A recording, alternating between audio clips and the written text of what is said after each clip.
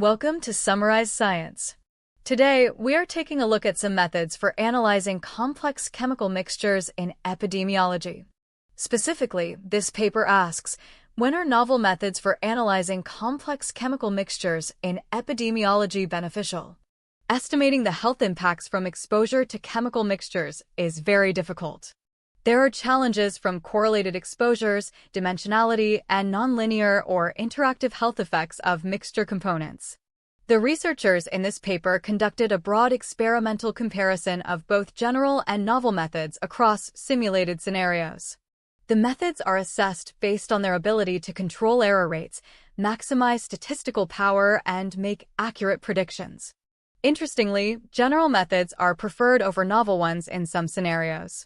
Specifically, when there is moderate correlation between components and the exposure-response function does not have complicated interactions, general methods often perform better. However, novel methods provide important benefits if there are highly interactive exposure-response functions or highly correlated exposures. The paper emphasizes that observational studies analyzing the association between multiple exposures and health outcomes face unique statistical challenges. Exposures may be correlated due to shared sources, making it difficult to distinguish effects, and the number of exposures can be large. Effects of exposures can also be nonlinear and interactive. The study evaluates 4 general methods and 3 novel mixture methods.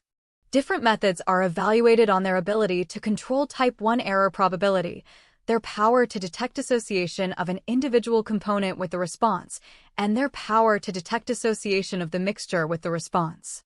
The methods also are assessed for their predictive accuracy measured by mean squared error, MSE. The results showed that when correlation between exposures or number of exposures or complexity of the exposure-response function were high, then the novel methods had higher power than general methods. Detailed summary tables outline the strengths and weaknesses of each method. This research highlights that novel chemical mixture methods shouldn't automatically be the default choice. Instead, the choice of model should be guided by knowledge of the data and goals.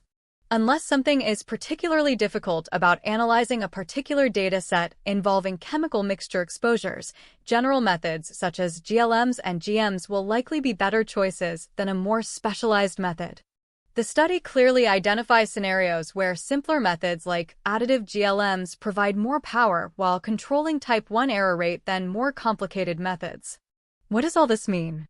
Basically, it's a reminder that sometimes the simplest tools are the best, but it also gives some clearer guidelines when to pull out the fancier tools when analyzing environmental exposures.